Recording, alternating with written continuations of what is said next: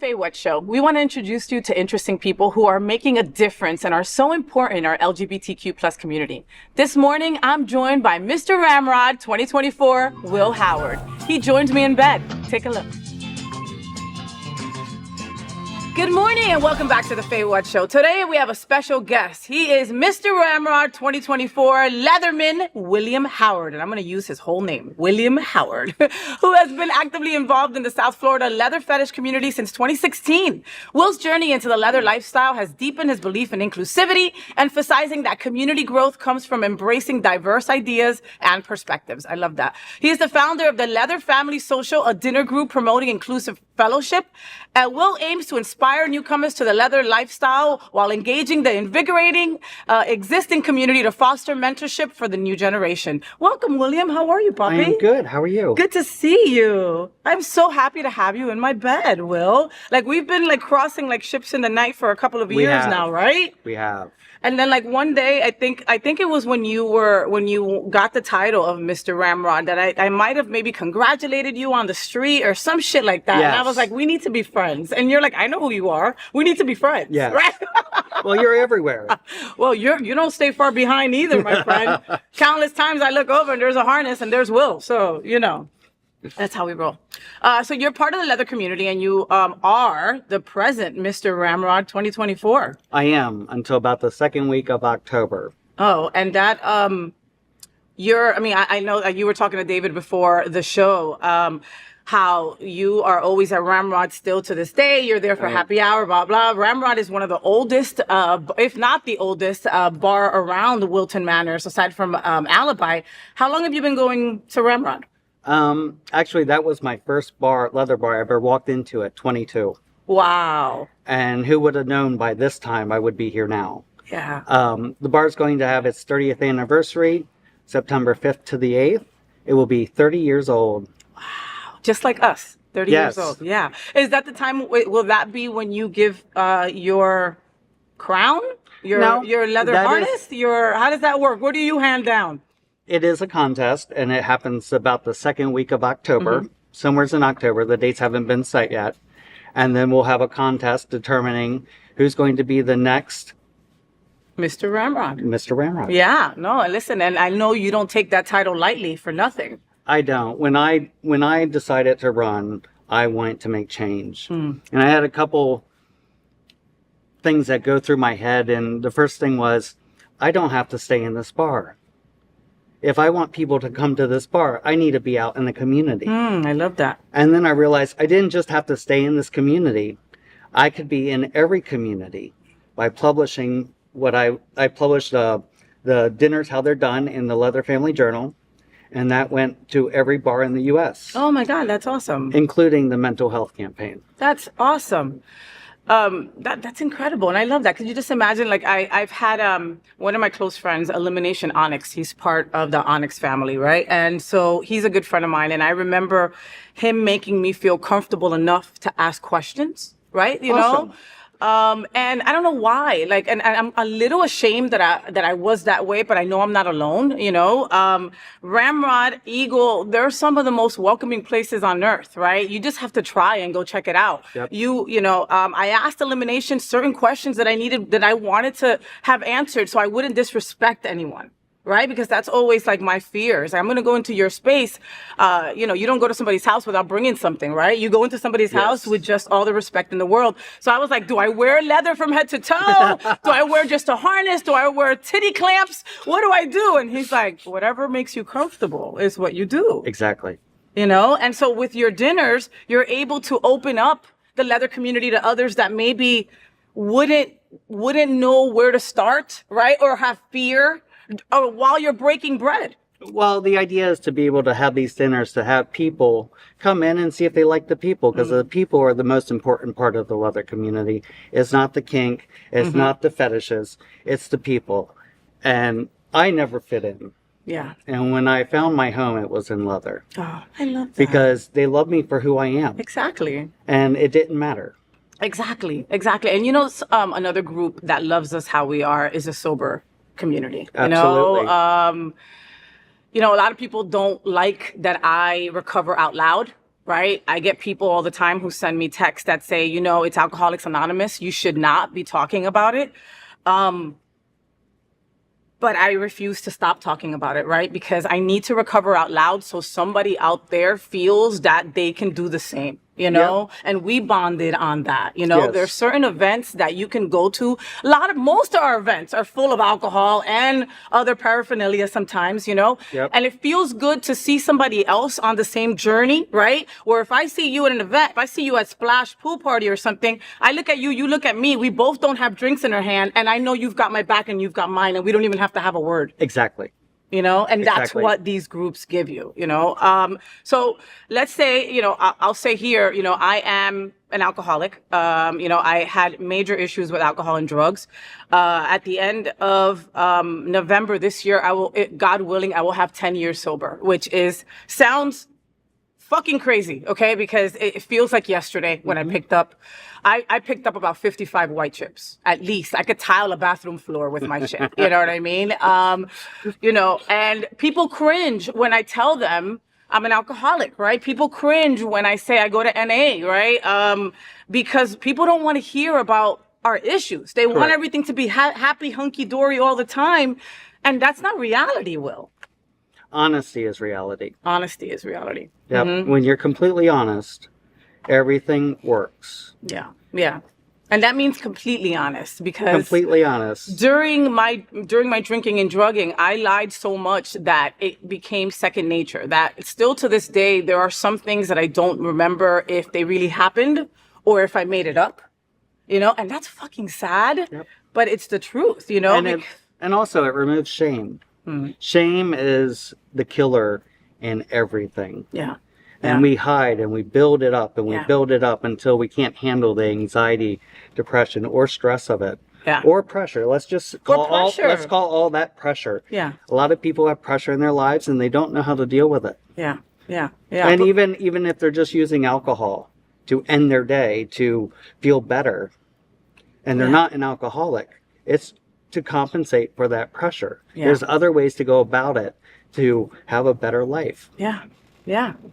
And, you know, but there's such a stigma, there's such a connotation with saying, I seek help, right? You know, Exactly. You know, I have friends that will say, oh, you've been at those meetings for 10 years. You've been at those meetings for 9 years. Don't you get a diploma or something? No, you don't. You have to do it forever. Right. You know, in some way, shape, or form, right? So, you know, Will and I are just two sober people in our community, right? Just, you know, trying to live the sober way, understanding that there's stressors everywhere, right? Especially in our community, especially in such a marginalized community like the LGBTQ plus community, you know? There's many people thriving and winning and having full lives after addiction, but there are many who don't make it. And for those folks, we want to dedicate this segment to them. Absolutely. Let me begin by stating that I'm not a therapist, I'm not a psychiatrist, I'm not a psychologist. I am an expert in shit. I'm an expert in beautiful hair and putting outfits together, right? But I know my journey and my lived experience, our lived experiences, is why we decided to talk about addiction openly and just freely, to talk about mental health openly and freely, you know?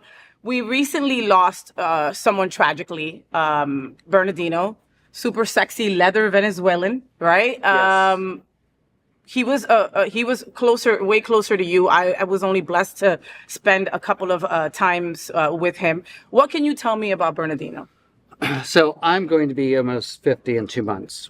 And, you know, he was 32, turning 33, and I saw my younger self in him. And I wanted to reach out and help him. And sometimes people get it, and sometimes people don't. And, you know, it's about quieting all those voices in your head that are going off, and you want to become successful, and you want all these pressures and proud, and you need to let all of that go and focus on one thing, and that's you. Yeah. And that's about unconditional love for yourself. And then you can help everyone else. And I wanted to help him. You wanted to help Sabino. To help him get to that point. Because nothing else matters. Nothing else matters. Yeah.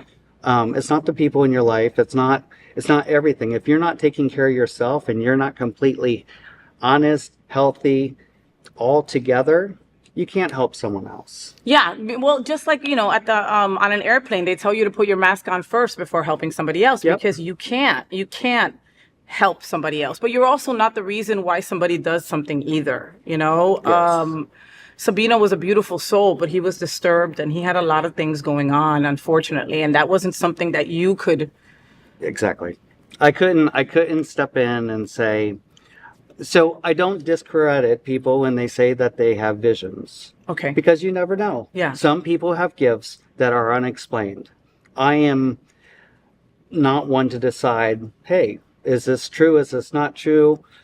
I'm least to call them crazy or out of their mind. I would rather be like, well, why don't I listen to you? Tell me about it. Tell me about it. Exactly. Yeah. And then that way, they feel like they're being heard. They're seen. And they're not being disregarded. And that they don't belong. Mm-hmm. So is that something that happened with Sabino? I believe so. And only thing he really wanted was to be loved. Isn't that what we all want? we all want? We all want to be loved. Well, and, I'm sorry. Go ahead. Why is our community so attached to substances? I think a lot of us get disregarded by our families, by workplaces. That fear inside of us that says that we're not good enough.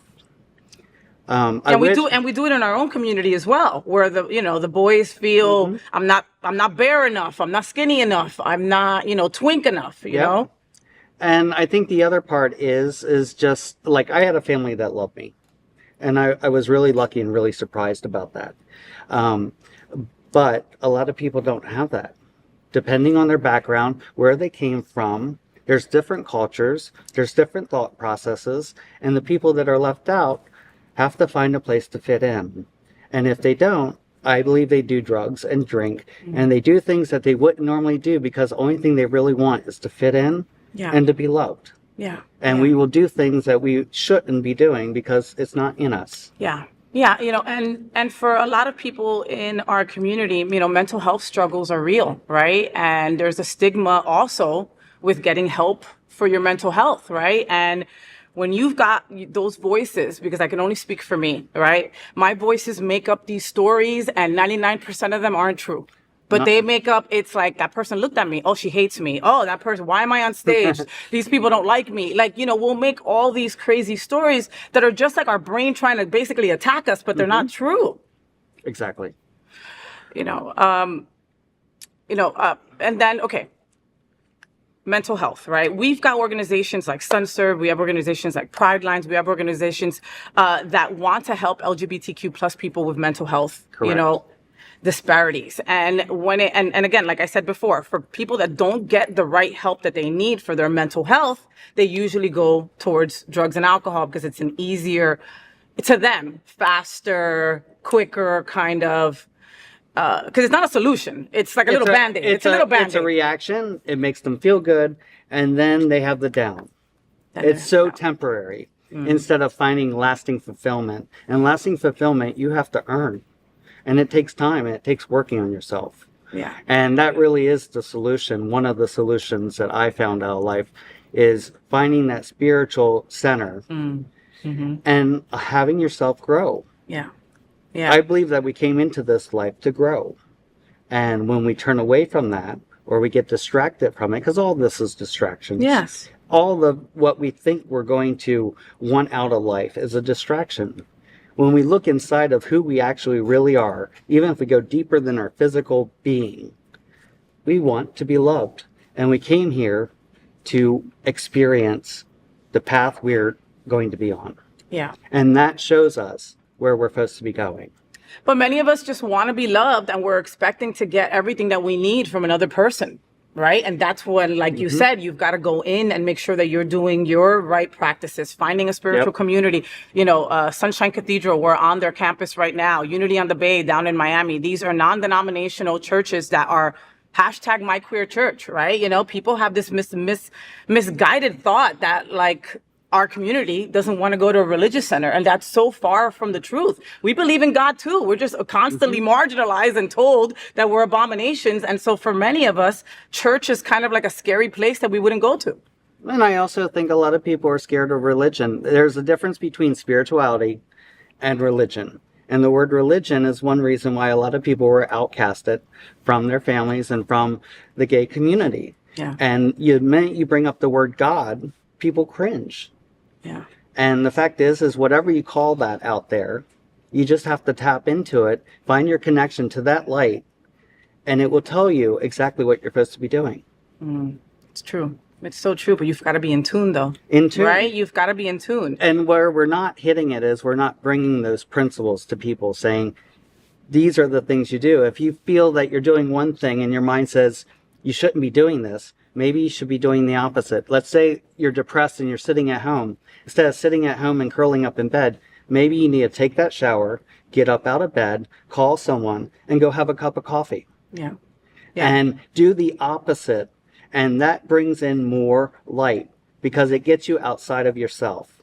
Or go volunteer somewhere. Yes, and there's so many organizations that we can do that with. Yes. You could meet more people. That's a great sober activity to do, you know. Like we just, the fear is there. The fear is there. And unfortunately for a lot of us, you know, we end up with some toxic people around us, you know, and we feel that maybe we could fix them, right? Maybe by example. We can't fix anyone. We can't fix anybody. We can't fix anyone. We can't fix anybody.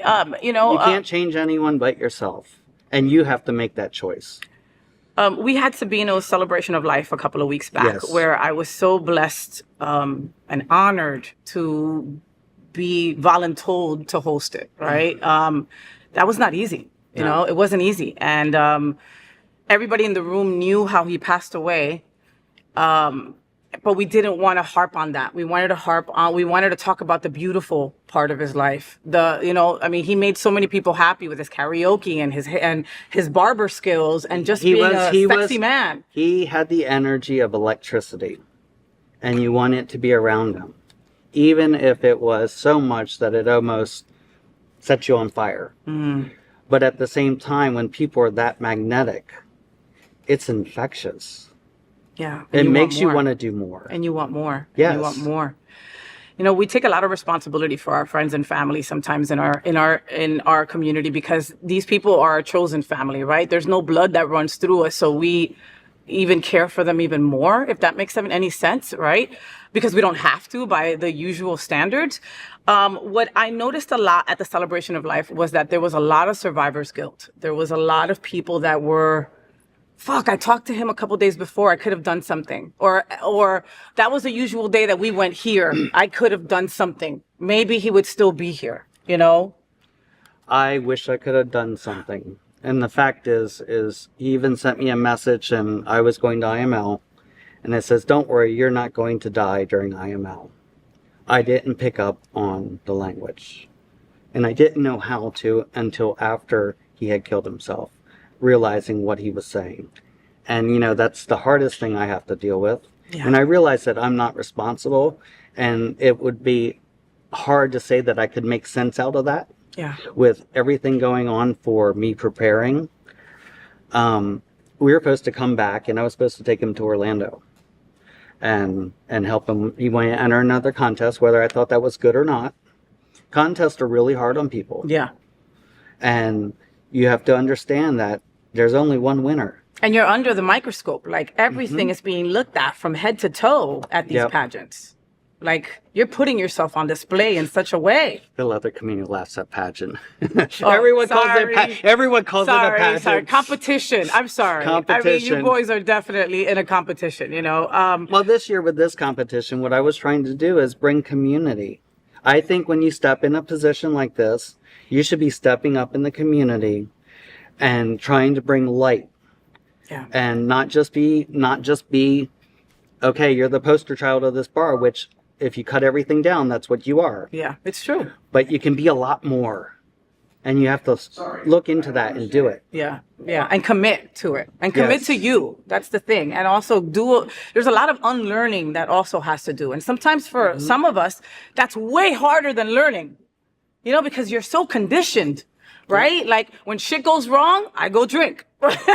When shit goes wrong, I go F somebody, you know? I mean, and that was how my brain was wired. Like, it was 1, 2, you know? And it took a lot of having to go backwards and having to be very, very consistent, you know? And that's hard for us in our community because we're always doing something different, you know? I think for me it's a maturity level, and it's about, so I've studied Kabbalah like 15 years, and Kabbalah is about breaking the ego, breaking self-centeredness. When you do that, it allows miracles to happen in your life. It also allows you, if you're going to step in a position where you're going to help the community, you can't have an ego at all. Yeah, the ego is not your ego. That this year for me is just about helping people. And when that's done, I'll step down and I'll continue with dinners, and I'll find a new project to lead. And it'll be great. Yes. And it'll be great. So like we were saying before, SunServe, mental health services for all, Pride Lines will be offering 12-step meetings down in Miami. Sunshine Cathedral, right here on Sunshine Cathedral campus. They offer NA meetings here every Wednesday. I've sat through many of them here. Will, what do you tell folks who think it's impossible to not party and be part of this community? I think that you are unaware of a happiness that you can actually have beyond your wildest dreams. And if you ever decide to go into one of these rooms and they speak all this language, you'll be like, this is bullshit. But if you stick around long enough and you start seeing it materialize, it's unbelievable when you put people in your life that can guide you in a direction of happiness. I love that. What a beautiful statement. When you align yourself with these people that can bring you to happiness, sky's the limit. You learn from them. Sky's the limit, right? Yes. Sky's the limit, And in our community, we've got a lot of friends that are toxic. I love you, but we have a lot of friends that are toxic. They're like the energy suckers, like someone that you're around, and then when they leave, you're like tired, and you're like, why the hell am I so tired? Because they have sucked. I think a lot of it is they just aren't aware of what character defects are, whether it's gossip or pride or envy or all of these things that vanity, all these things that we don't think about, but we act on. Yeah. Instead of being proactive and not reacting, we're reactive. Yes. And we're judging. Yes. Yes. And when you can eliminate that and you can just have the experience and be present and listen to the person in front of you, everything changes. Everything changes. Everything changes. Your dinners are a true fact to that. My sponsor tells me when I'm like, oh, and I have to go to this event and I can't believe my dresses haven't arrived and blah, blah, blah. And she's like, bitch, go help somebody, right? While you're helping somebody, you can't be worried about your nonsense, right? And you're also helping somebody else, Yes. What would you tell a gay boy, gay girl, right? Anybody in our beautiful acronym that's watching us right now and struggling and think that they might have a problem? What would you tell them? You can dial 988 or you can text 741-741, and those lines will align you with the right people to give you proper help. Or you can reach out to a friend, or you can call one of the hotlines, and only thing it takes is that willingness and openness and just ask for help. That's all you have to do. Yeah, That's all you have to do. It's all you have to do, Will, but that's a big ask. It's a hard thing. It's a big ask because we're marginalized. We could do it ourselves. I don't need no help. Well, you realize that a lot of people think that they're failing by doing that, but they're not. They're actually wanting to grow. And growth is the key to becoming a better person. Growth is the key to becoming a better person. You heard that right here first on the FayWhat Show. So what is up for the future? You will be stepping down at the end of this year in October. And, you're all about healing people, right? I heard there's like a possible gala or something. Wait, what's going on? So I met with Broward House this week. I can put a gala on benefiting them. Are you serious? I was joking. Are you serious? There's going to be a gala? I am working on it. With a harness, and I could wear a big poofy dress, like with a harness on top, like a totally keynote rocket. Speakers and I could the totally full rock works. it. But is that what you want to work on? It's not going to happen overnight, because I want the first one to go off right. So that's in the works. The leather dinners will continue. They're growing. We went from 40 people the first dinner to over 100 in the next. And I have to say, sometimes it's a little overwhelming when you see so many people in a room. Like, I'll hit my partner and be like, holy shit. But you should go, holy shit, we did this. I'm like, I'm going to the next one. I got to go to the next one. Awesome. I would really, really love that. Awesome. And then also, I just want to be able to... So I also launched the website for the leather fetish world. And that website, I realized that we don't record the knowledge. Let's say what you teach me and I learn from you is person to person. So if all of the older generation died during COVID, how would the younger generation learn? Or would they miss a lot of it? They'd miss it. So I created a website in the leather world to record our knowledge. Not here, all over the world. So every country. So in Germany, because we can't afford to go to Germany, and if we go to Germany, we're going to have play and whatever else. And we're not going to sit down for coffee and say, well, tell me how you do this. Mm-hmm. It's not going to happen. No. But now we're going to be able to read it from Canada to Germany to California to South America. And people are starting to get on board. And the greatest part about doing IML was I thought it was going to be about winning, partially. And the other part was just getting up there and being my best for the community. And after it, I realized it's about the people I met there, because all those connections just gave me a person in every country to be able to accomplish communication that hasn't been done before. IML is International Mr. Leather. Mr. Leather, yes. Right? How many years has that been happening? Since 1979. That is incredible. Yes. Wow. And look, I have to say that, again, the leather community can be a little, like, intimidating, right? But I have met some of the sweetest people, like, on earth. Let's put it this way. You would be surprised who's in the leather community, right? The same people that you see at those galas, all dressed up in the suits, Bond, right? They're also in the leather community, harnessed out, like, you know, and so you'd be surprised. And I love that that is your platform, you know, because it's important. It's important. And to have it, you know, when people think of leather or like biker leather, they always think of cisgender white men.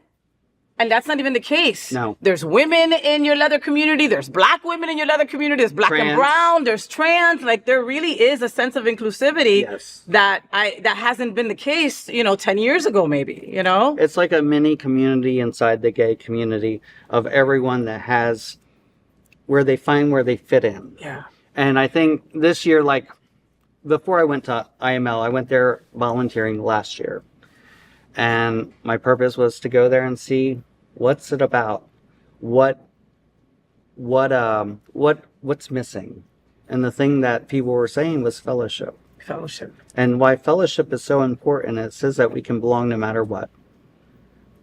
And that's it. That's it. And that's it. And I ran on people in streets. My purpose this year is to show that leather is more than the porn you watch. Because someone says, oh, that's the porn I watch. I'm like, it's so much more. It's so much more than that. How do I create people to see people for who they are and realize that they're a lot more than leather, but leather is giving them this outlet to release.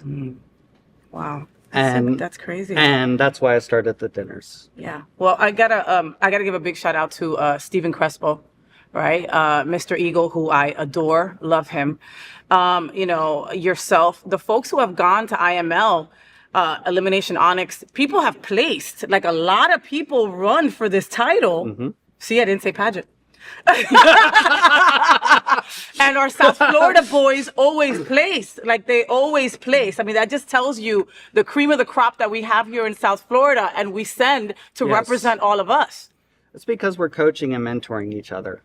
I did not place, and I'm okay with that, because I realized my experience was supposed to be a little different, and the people that I got to meet is what made it. Yeah, you succeeded in what you wanted to accomplish. You go in IML, you made it happen. It was those connections, it was that fellowship, it was those extra phone calls that you have, you know, that you're able to make from those people. That is why you went. And that makes total sense. And I'll tell you, at the beginning, when I got Mr. Ramrod versus when I went to MAL I chose to promote. What I did is, what am I going to go here for? Stand around and do this, or what am I going to do? So I made pamphlets about the dinner. I wrote out the steps and I handed them out. Oh, I love it. So that other communities can read, and if they want to do it, they know how to do it. Yeah. And from that moment forward, I realized that I can go further. I can do more, and you just have to do it. You just have to do it. And you just get past, if you have any fear, walk into it. Yeah. Because on the other side, it might surprise you. It will surprise you. It will transform you into some. where I'm at right now, I wasn't expecting when I started this, and I'm 8 months into it. Wow. Wow. And wow. it's been incredible. But I hope future title holders decide to step out in the community, because that's what gave me this immense amount of love. Like, I never knew I could be loved like this. I always had acquaintances. People always knew me. But this is different. This is different. Yeah. People know me. But they know you. Yes. That's different. And, it's about shining your light so other people can be inspired. And anyone out there, if you need help and you don't know where to go, call me. Listen, he's on Facebook. Yep. It's saying. Either Mr. Ramrod or Will Howard. He's on there. Reach out to me. So, folks, again, I hope that you got something about this discussion. This discussion was just basically among friends, just us shooting the shit about what's important to us. And sobriety is one of the things that's important to us. And we just, me and Will have had this conversation a couple different times, and we really wanted to make sure that folks out there saw real people that are going through this, right? It ain't fucking easy. It's the hardest thing you'll ever do. Ever, unfortunately. But like Will said, on the other side are these wonderful things that you didn't know that you deserved, and you do, because you're worth it. You deserve all of it, and then some. Abundance is huge, right? We're in this world where we think, oh no, if he got something, I can't. That doesn't exist. There's so much abundance that he can have some and you can have some too. So please get help, because the world is just so much better with you in it, all right? Thank you, Will Howard, for being on the FayWhat Show. Make sure that you follow him on all social media outlets. And now look at that camera and say, FayWhat! Thank you, Will. I love you, Papi. Thank you so much. Thank you for sharing your stories with me. I really do appreciate that. And I know that they do. We'll be right back.